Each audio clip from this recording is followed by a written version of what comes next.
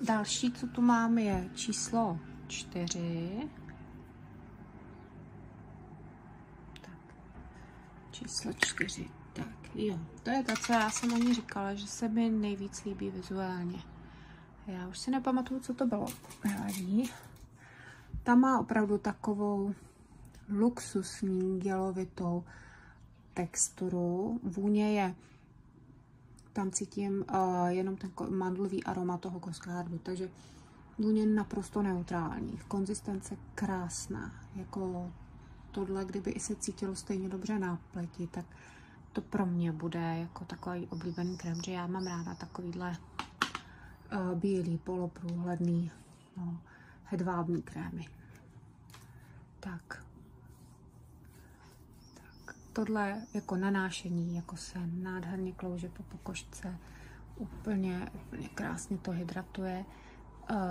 Cítím u toho zase na první dojem vodu. Jo, jak kdyby ta voda dělala takový mokrý povrch, což teda nemám ráda. Tohle to trošičku schazuje, to ty ostatní některé mě byly příjemnější, ale už to mizí.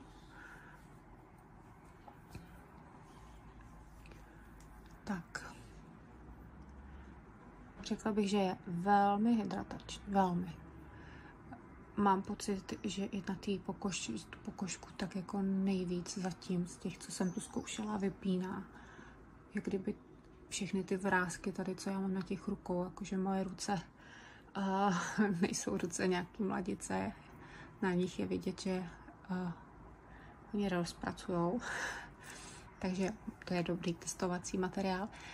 Řekla bych, že tahle opravdu nejvíc vyhlazuje zatím. Jo, takže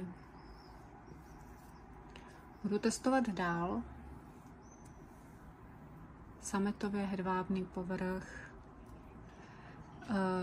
Za mě teda krém s nejkrásnější konzistencí, s takovou sklovitou, lehkou, nanášení super.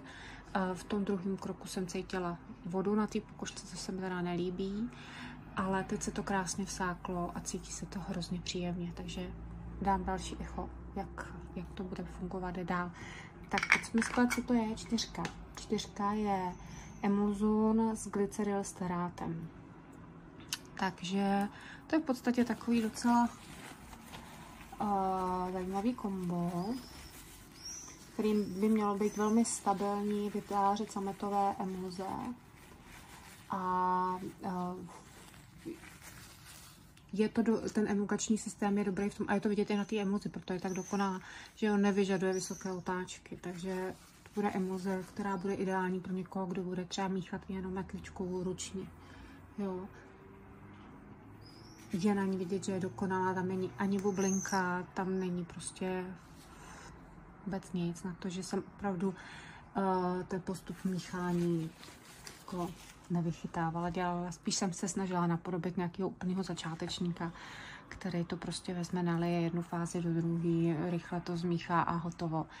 Tak si myslím, že i přes to všechno se to jako dost povedlo. Ale vlastně to musím říct u všech, jo, to není jen tady u tohohle.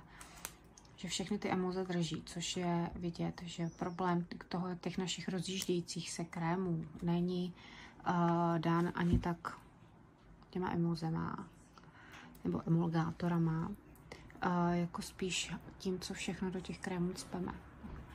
Velkým problémem můžou být právě elektrolyty, třeba všechno, co má v sobě sodík. Že?